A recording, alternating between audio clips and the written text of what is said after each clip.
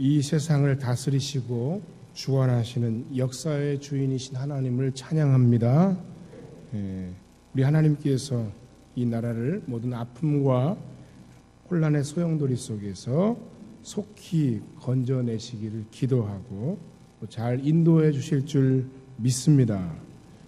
지난 한 주간 여러분들 정말 생각하기 싫은 엄청난 기사들 앞에서 온 국민이 충격에 빠졌습니다. 아직도 좀 혼란스러운 가운데 있습니다. 있을 수 없는 일들이 일어났습니다. 인정할 수 없는 사람들에 의해서 사이비 무당 나부랭이가 대통령을 또 나라를 국민을 좌지우지했다는 것이 대한민국 국민으로서 참 자존심이 상하는 그런 상황입니다. 국민들은 너무 살아보려고 열심히 애쓰고 노력하고 몸부림치고 있는데 나라를 섬겨야 할 그들이 안일한 사고 속에서 국민은 뒷전이고 천문학적인 돈들을 몇몇의 배를 불려주는데 낭비하고 또 권력에 빌붙어서 호가호위하던 사람들이 서민들에게 갑질하고 나라를 마치 소꿉장난하듯 엉망으로 만들었다는 것이 정말 화가 납니다. 근데 지금부터가 참 중요하다는 생각이 듭니다. 참 중요한 일들이 우리 앞에 많이 있는데 사실상 이미 결론이 어떤 방향으로 구체적으로만 안 났지 어느 정도는 나서 진행되어 가는 것 같아요. 근데 이미 죽은 시체를 향해서 우리가 자꾸 걷어차는 것에 우리가 자꾸 신경을 쓰고 힘을 쏟지 말아야 될 것 같습니다. 먼저 하나님의 백성들인 우리들이 이 나라 대한민국의 앞날을 위해서 기도해야 할 줄로 믿습니다. 어떤 목사님이 기도해야 하자 그랬다가 문매를 맞았는데 물론 배경은 있습니다만 그래도 그럼에도 불구하고 목사가 나라를 위해서 기도하자는 말 못하면 그것도 안 된다고 생각해요. 여러분 기도해야 됩니다. 기도해야 되겠다는 생각이 제일 먼저 들었어요. 그 다음에 주님의 교회가 진짜 교회 되는 일에 더욱 힘써야 되겠다는 생각을 했습니다. 국가 조찬 기도회 영상이 막 돌아서 그걸 봤는데 너무 창피한 거예요. 도대체 말씀을 선포하는 목사가 하나님의 이름으로 정치 지도자들을 향해서 이것이 바른 정치고 이것이 하나님이 기뻐하시는 일이다 이런 이야기를 하는 게 아니라 이게 아부의 현장인지 이게 뭘 하는 건지 그게 기도회인지 아니면 우리 기독교가 이렇게 힘이 크니까 당신네 정부가 우리를 알아서 잘 챙겨주시오 하는 그런 어필하는 자리인지 참 한심하다는 생각이 들었습니다. 다른 사람들은 문제가 있고 나는 문제가 없다 이런 얘기를 지금 하는 게 아니에요. 이게 다 우리 책임이라는 겁니다. 그 얘기를 하는 겁니다. 느헤미야가 하나님 앞에 민족을 위해 기도할 때 그렇게 기도했어요. 이 모든 것은 나와 나의 조상의 죄 때문입니다.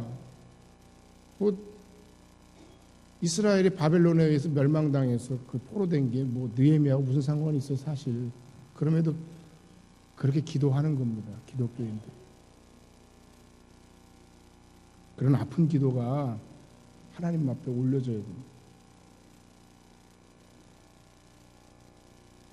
그리고 앞으로 정말 이 나라의 지도자들이 이 문제 해법을 찾아내고 지혜를 모아서 출구 전략을 잘 세워야 될 텐데 그 모든 과정 속에서 전화위복의 계기가 되길 간절히 바라고 기대해 봅니다. 그냥 어느 한두 정파가 이번에 기회는 찬스다 하고 어떻게 하면 우리한테 유리할까 이런 식으로 하면 문제가 해결이 안 돼요. 다 책임이 있지 않습니까? 한쪽에서는 조선일보 플랜 B니 이런 얘기 나오고 다른 한쪽에서는 민중이 전선을 주도할 수 있는 프로그램을 설정하고 투쟁을 주도해야 하는 지금 다 이러고 있어요. 이것도 저것도 아니라는 얘기를 제가 지금 하는 거예요.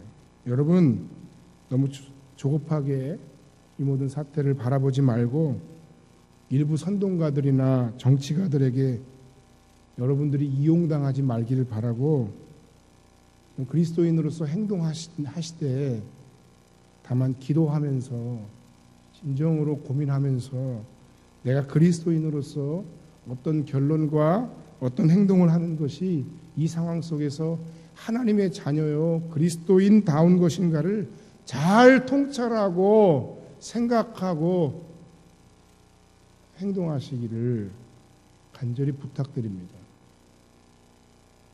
뭘 안 하면 뭐 마치 좀 뒤처지는 사람인 것 같고 막 여론몰이하고 이렇게 군중심리로 끌어가는 거, 그게 과연 지금 이 상황에서 가장 필요한 일인가? 그게 안타까워요. 나는 그런 책임이 없는가? 같이 아파해야 돼.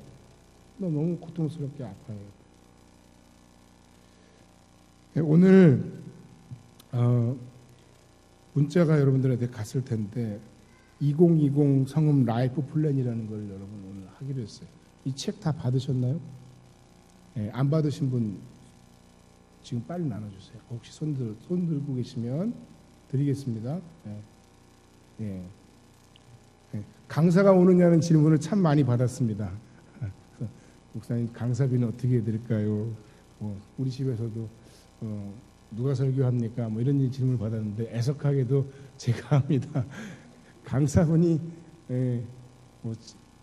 나름 아주 목회를 열심히 잘 하시는 분이라 오실 수가 없어요, 낮에는. 그래서 지난번에 시간을 늦게 늦춰가지고 했더니 많은 분들이 참석하지 못했는데 피드백이 너무 좋았는데 이거 아쉽다, 안타깝다는 이야기들이 많아서 그러면 성은문화 축제가 끝나기 전에 우리가 한 번 더 이것을 성도들과 함께 나누자. 대예배 시간에 어떻게든지 한번 해보자. 그래서 한번 시도를 해보는 거예요. 제가 하지만 여러분에게 하나님 주시는 좋은 삶의 도전이 있는 시간이 되기를 간절히 바랍니다. 오늘 성경의 내용은 이런 내용입니다. 여러분 이미 잘 알고 있죠. 어느 집에 하루 품삯을 받고 밭에서 어떤 농부가 일을 하게 됐는데 열심히 밭을 개간하는 도중에 그 밭 속에서 보화를 발견한 겁니다. 전쟁이 많았던 시절이었기 때문에 아마 어떤 사람이 옛날에 보화를 숨겨놓고 죽었거나 아주 잊어버렸던 모양입니다. 그래서 이 보화를 발견한 사람이 이것을 어떻게 할까 고민을 하다가 다시 그 보화를 밭에 숨겨두고 집에 돌아와서 자신의 모든 소유를 다 팔아 그 밭을 샀다는 게 이 내용입니다. 주인이 안 판다고 했을 수도 있고 이 농부는 이 밭을 사기 위해서 2배, 3배 아니면 모든 것을 다 걸고라도 엄청나게 많은 돈을 주고 이 밭을 샀을 수도 있습니다. 누군가는 이건 윤리적이지 않습니까? 라고 얘기하는 분들도 있는데 천국은 마치라고 얘기했어요. 신앙 안에서 우리가 하나님 나라의 관점에서 우리 진짜 금은 보화가 아니고 더 쉽게 말하면 신앙 안에서니까 그런 윤리적인 잣대를 가지고 이 말씀을 볼 것이 아니라 이 말씀 속에서 숨겨진 보화를 얻기 위해서 우리가 어떤 인생의 삶을 살아야 되는가. 라이프 플랜이라고 하는 건 내 인생에서 정말 아름다운 소중한 보화를 발견하고 그것을 개발해서 내 인생 가운데서 내 삶을 더 행복하고 가치 있고 의미 있게 만들자는 그런 플랜입니다. 그 숨겨진 보화를 얻기 위해서 우리가 해야 될 첫 번째는 뭐냐면 밭에 보화가 숨겨져 있다는 것을 알아야 된다는 겁니다. 발견해야 되는 거예요. 그럼 밭이 뭐냐? 그것은 우리 앞에 펼쳐져 있는 우리의 인생이고 우리의 삶입니다. 그 우리의 인생의 밭에, 인생의 삶에 보화가 숨겨져 있다는 거예요. 물론 이걸 우리가 영적으로 해석해서 예수님이 보화이고 복음이 보화이고 하나님 나라가 보화이고 사명이 보화이고 이건 뭐 당연한 이야기고 이게 아니라는 얘기가 아니라 그러나 그것뿐만 아니라 그것만 우리에게 하나님이 보화로 허락해 주신 것이 아니라는 거예요. 하나님께서는 우리의 삶에 정말 소중하고 아름다운 인생의 보화들을 우리의 삶에 허락해 주셨다는 겁니다. 근데 문제는 뭐냐면 하나님이 내게 주신 그 보화가 내 안에 주신 그 보화가 무엇인지 우리가 발견하지 못하고 살아가고 있다는 겁니다. 내가 뭘 잘하는지 내가 남들에게 주어지지 않은 어떤 하나님 주신 은사가 내 안에 있는지, 나는 앞으로의 나의 삶을 무엇을 하면서 살아야 할지 그것을 알지 못하니까 문제가 된다는 거예요. 그런데 바꿔 얘기하면 그 인생의 밭에, 삶이라고 하는 그 밭에 보화가 숨겨져 있다는 겁니다. 숨겨져 있기 때문에 우리는 그것을 찾아야 하고 발견해야 되는데, 찾고 발견하기 위해서는 먼저 내 안에, 내 인생의 밭에 뭐가 보화가 있다는 것을 여러분 알아야 돼요. 하나님 주신 숨겨진 은사, 숨겨진 재능, 이런 것들 여러분 꼭 발견할 수 있길 바랍니다. 두 번째는 어느 밭에 숨겨져 있는가를 우리가 알아야 됩니다. 여러분에게 도발적인, 도전적인 질문을 몇 가지 던지겠습니다. 여러분이 다니는 여러분의 직장과 여러분의 직업은 과연 평생 직장이고 평생 직업일 수 있을까요? 이 시대에 그런 이야기들이 아직도 통한다고 여러분 보십니까? 경향신문인가 어딘가 보니까 한국인의 79.4%가 일자리를 걱정한다. 2016 OECD가 펴낸 2016 한눈에 보는 사회라는 그런 보고서에 한국인의 거의 80%에 가까운 사람들이 직업 일자리를 걱정하고 있다는 거예요. 지금 일을 하고 살면서.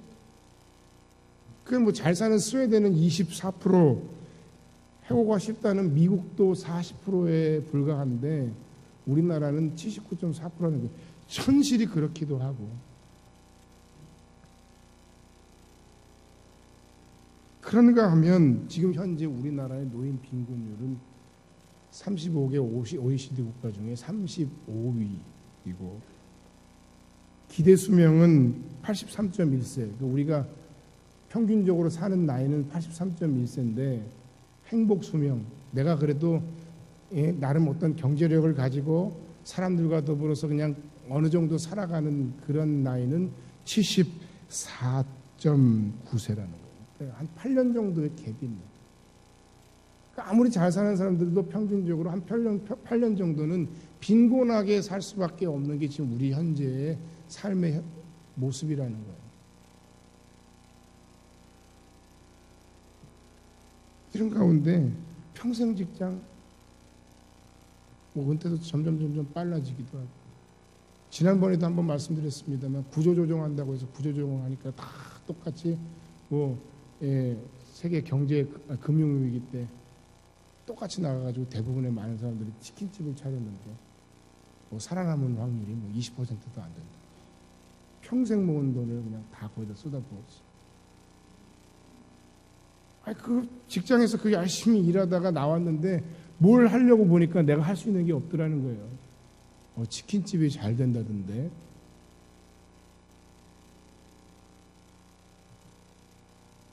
여러분은 잘 모르시겠지만 그 스페인에 아주 유명한 라울이라고 하는 축구 선수 있어요. 레알 마드리드의 아주 전설적인 축구 선수예요. 돈이 굉장히 많은 사람이었는데 얼마 전에 보니까 파산했다. 빚이 160몇 억이더라. 이렇게. 왜 그랬을까요? 평생 축구만 하다가 어딘가에 투자를 했는데 그냥 하루아침에 다.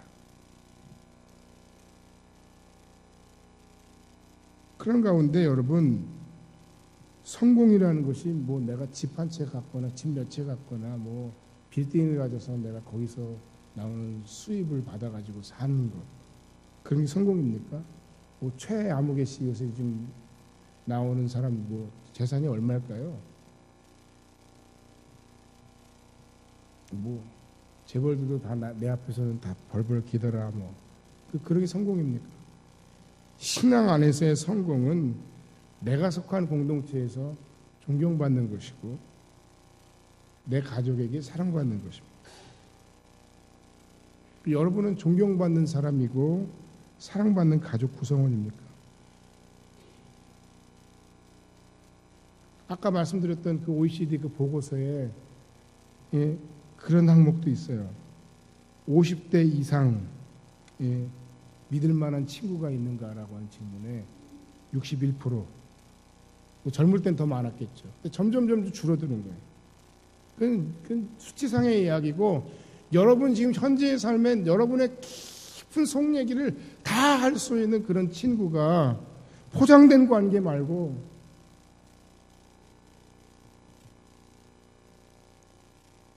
여러분의 이야기를 다 나눌 수 있는 진짜 친구가 정말 있습니까? 한 명 있습니까? 두 명 있습니까?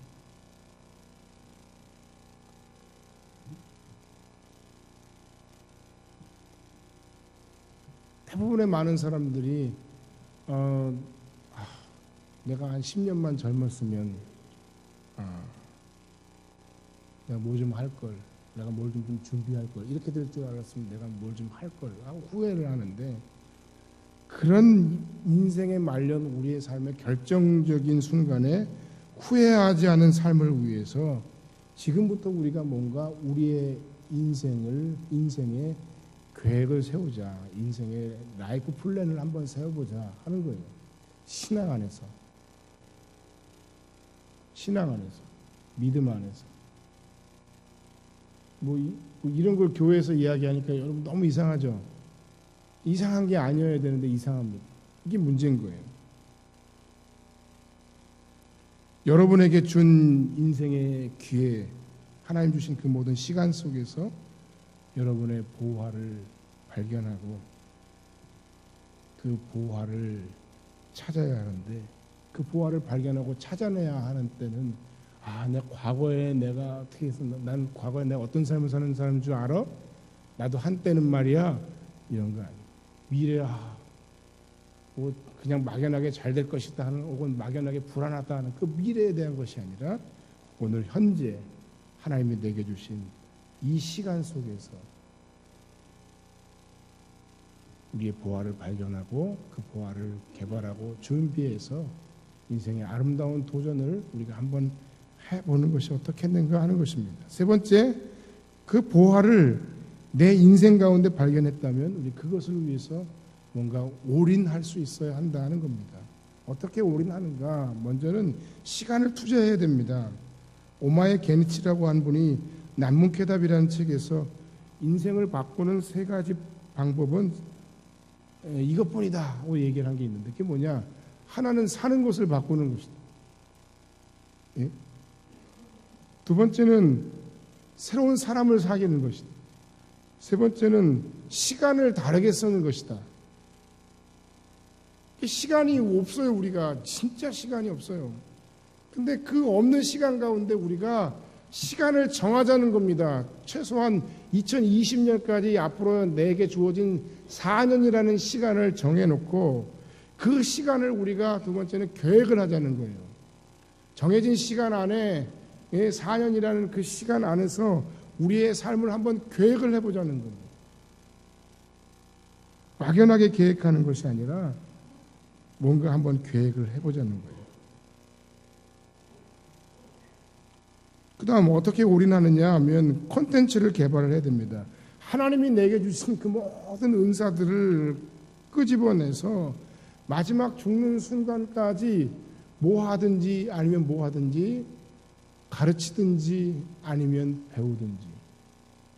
내가 지금 내 나이가 몇인데 아직까지 뭘 배워, 남사스럽게. 아니라 하나님 앞에서 우리에게 주신 그 도전의 기회를 따라서 내게 주신 보화를 발견해서 그 보화를 더 아름답게 만들고 세공하고 값어치 있게 하는 것. 그것이 정말 중요하다는 겁니다. 여러분 나눠드린 그 책 제일 뒤에 15페이지에 어느 95세 노인의 고백이라는 내용이 나옵니다.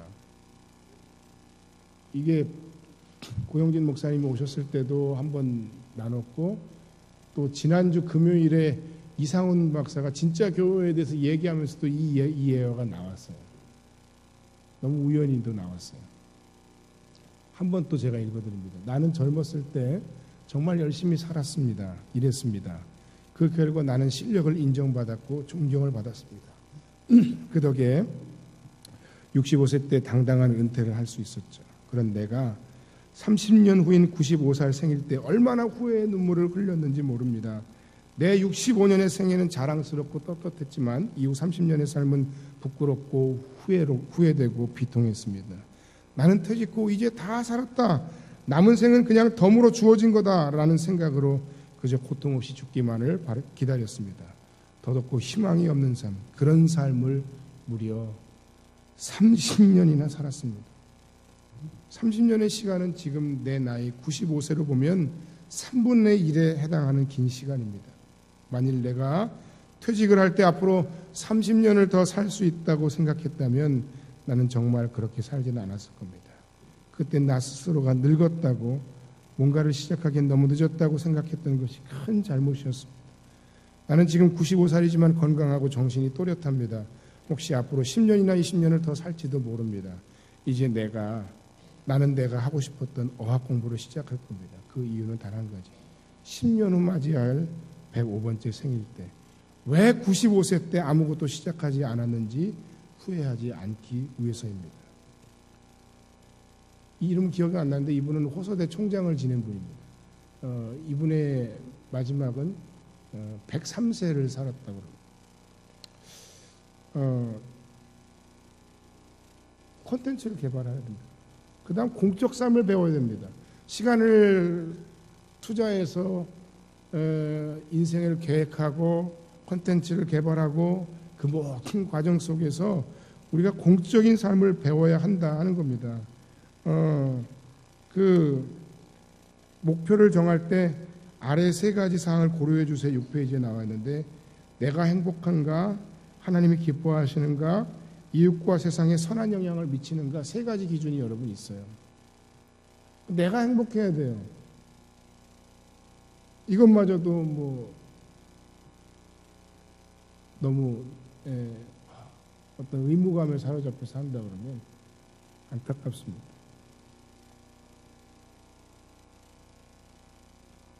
나만의 행복을 위함이 그런데 아니고, 이런 나의 행복을 통해서만 내 주변도 행복해지고 이 세상도 조금 나은 세상으로 바뀔 수 있다는 확신 속에서 우리가 우리의 모든 삶 가운데 어떤 공적인 삶, 누군가를 위한 어떤 선한 영향력을 미치는 섬김의 삶, 선교적 삶에 대해서 우리가 한번 또 생각해 보아야 된다는 겁니다. 그리고 이것을 위해서 열심히 마지막까지 인내하는 그 인내의 실력이 우리에게 있어야 한다 하는 것입니다. 여러분 책을 한번 펼쳐보시죠. 2페이지 여러분 보시겠습니다. 여러분 직접 이 시간 여러분이 펜을 가지고 작정하는 시간인데요. 2020 라이프 플랜 작전 카드가 있어요. 뭐 이거는 여러분들이 뭐 제가 여기 늦다고 해서 볼 것도 아니고요. 하나님과 여러분 사이에 여러분과 하나님과의 관계 속에서 약속이에요. 4년간 내가 나의 삶을 어떻게 계획하고 목표하며 살 것인지에 대한 어떤 약속이에요. 한번 여러분 적어보세요. 라이프 플랜 작전 카드 혹시 안 받으신 분 있어요? 한번 적어보세요. 2020 라이프 플랜이란 2페이지입니다. 하나님께서 나에게 주신 보화를 발견해 내 삶을 변화시키자는 것이다. 숨겨진 보화에는 어떤 것이 있을까요? 나에게 하나님 주신 재능, 물질, 비전, 그리고 하나님의 형상을 닮은 성품과 나의 숨겨진 다양한 능력입니다.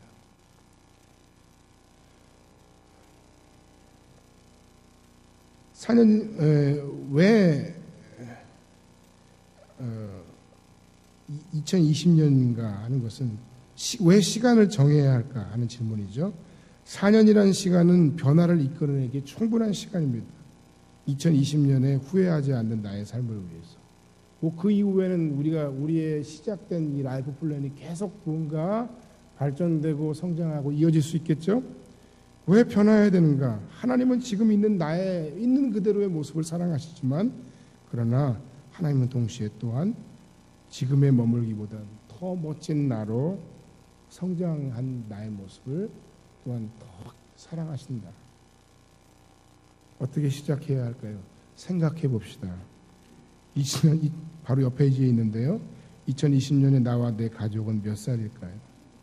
그때 내 인생은 어떤 모습일지. 찾아봅시다. 고치고 싶은 성품, 나의 꿈, 하나님 주신 비전, 이웃에게 베풀고 싶은 것, 주변 사람들이 칭찬한 나의 장점들 꼭 크고 거창하지 않은 것이라도 찾아봅시다. 점검해 보세요. 그 꿈이 이루어졌을 때 나는 행복한가? 하나님이 기뻐하시는가? 이웃에게 선한 영향력을 미치는가?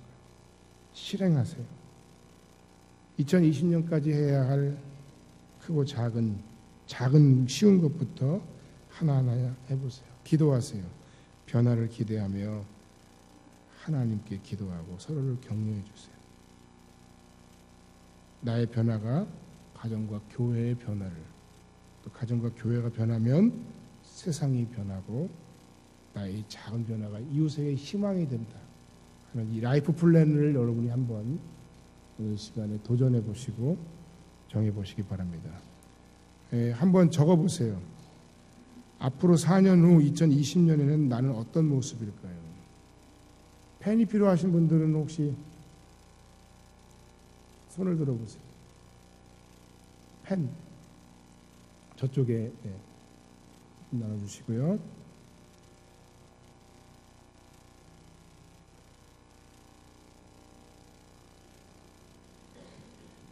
우리 삶의 모습은 그대로 멈춰 있지 않습니다. 시간이 가면서 시시때때로 변하죠. 20년 전의 나의 모습, 10년 전 나의 모습과 지금과는 참 많이 다릅니다. 내가 하는 일, 취미, 함께하는 가족들, 친척, 친구들도 모두 달랐죠. 우선 2020년 나의 삶은 많이 다를 겁니다. 나이가 달라질 거고 함께하는 가족의 상태가 달라질 거고 하는 일도 다를 겁니다. 내가 이루고 싶은 나의 꿈이나 목표를 세우기 전에 2020년에 나의 상황이나 주변 상황은 어떠할지 미리 한번 예측해 볼까요? 2020년 나의 나이는 50입니다.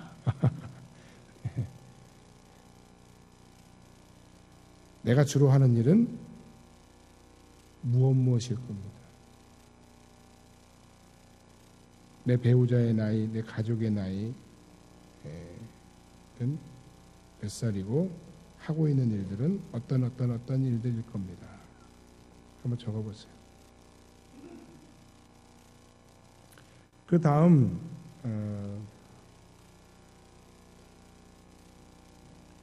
내가 4년 전으로 돌아간다면 꼭 하고 싶은 일이 있나요? 10년 전도 괜찮아요. 우리가 앞으로 후회하지 않는 삶을 살기 위해선 지나간 시간에 우리의 후회를 한번 되돌아봐야 됩니다. 그때 그 일을 시작했어야만 했는데, 그때 그 내 마음을 그 사람에게 표현했어야만 했는데, 우리 가족을 더 많이 사랑해 줄 걸, 뭐 등등. 10년 전 혹은 4년 전으로 돌아간다면 꼭 해보고 싶은 일 3가지를 한번 적어보세요. 적으시면서 이 이야기는 들으세요. 5페이지를 읽어드릴게요. 아직 지금 4페이지를 하고 있습니다. 너무 빠른 것 같아서 여러분 읽어드리는 겁니다. 후배들이여 지금도 늦지 않았답니다. 모 교회의 2012년 교인 100명을 대상으로 한 설문조사를 정리했습니다. 이거 실제 설문조사한 내용이에요. 후배들에게 하고 싶은 이야기, 연령별로. 내가 조금만 젊었으면 당신네 나이 때는 이런 일들을 하는 게 맞는 것 같아 하고 이렇게 권고하는 내용들이에요. 20대도 있죠.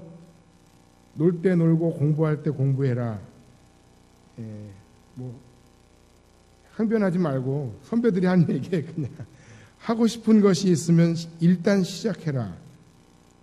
부모님을 최선을 다해 사랑해라.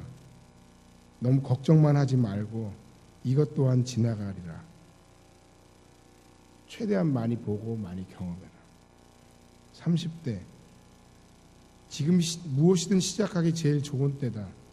교회 봉사에 필요하지만 그러나 아무도 하지 않은 일을 시작해봐라.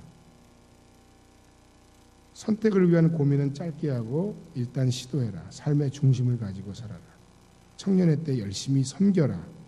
섬김도 기회가 있는 것 같아요. 40대 시간 활용을 잘해서 나를 위해 1시간씩 투자해라.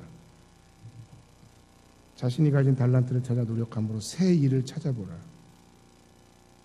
자녀에게 올인하기보다 자기 자신을 봐라. 예. 이렇게 안 하려고 보니까 마음이 두려운데요. 시간을 아껴라. 미래가 멀지 않으니 준비해라. 50대 노후를 대비하라. 외국어 공부를 해라. 늦었다 생각할 때 시작해라. 자녀를 내려놓으라. 나 자신에게 시간 투자해라. 60대 하나님의 사역에 쓰시고자 할 때 순종하라. 공부를 더 하고 싶다면 결단하고 시작하라. 신앙생활을 잘하라. 가족과 많은 대화를 하라. 70대 내가 이룰 수 있는 목표를 가지라. 무엇이든 시작하라. 건강을 위해 운동을 시작하라. 여유 있게 주위를 바라봐라. 봉사하라. 등등입니다. 여러분들 앞으로 4년 후 우리 가족의 모습, 또 4년 전 혹은 10년 전으로 돌아간다면 후회가 되는, 내가 꼭 했어야 하는 일들에 대해서 한번 생각해 보시고, 그 다음 이제 마지막입니다. 이제 6페이지에 2020년까지 이루고 싶은 나의 바람은 무엇일까요? 해서 여기다가 적으시는 겁니다. 2020년까지 내가 이루거나 하고 싶은 목표. 뭐 예를 들어서 나는 어떤 자격증을 한번 따보겠다. 나는 어떤 분야의 전문가가 돼보겠다. 나는 지금 직업이 아닌 내가 정말 꼭 하고 싶었는데 내 상황과 환경 때문에 할 수 없었던 그 무언가에 한번 도전해보고 싶다.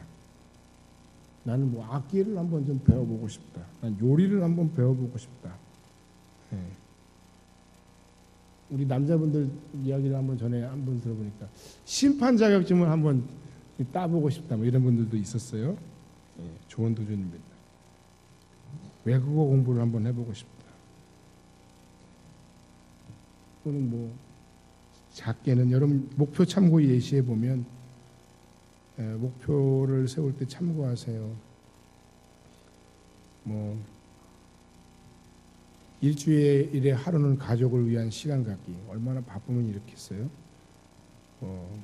주말에 2시간씩 아이와 놀아주기. 부모님께 주 2회 문안 인사 드리기. 이거 다 하라는 게 아니라 여러분이 제일 마음에 후회가 되는 일들 중에 하고 싶은 것들을 하는 거예요. 하루에 한 번씩 고맙다고 가족에게 말해주기. 자녀가 잠잘 때 기도하기. 쭉 많죠? 내가 안 쓰는 물건 누군가에게 아낌없이 나누기. 가족관계는 아니네요. 그거는 잘못 나왔네요. 재능 기부하기. 뭐 부하 직원 칭찬해주기. 운전할 때 욕하지 않기.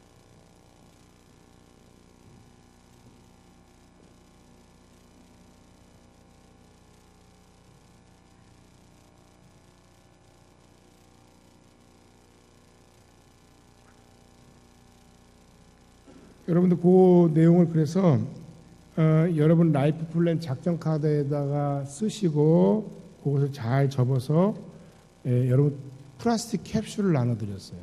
거기다가 집어넣는 거예요. 그리고 바깥에다가 여러분 이름을 쓰시는 거예요. 저도 안 보고 아무도 안 봅니다. 열쇠로 잠가둘 거예요. 4년간 일단. 계속해서 쓰시고 제가 일단 기도하고 봉헌하는 시간 갖도록 하겠습니다. 광고 시간까지 계속해서 내달라고 부탁드렸습니다. 기도하겠습니다.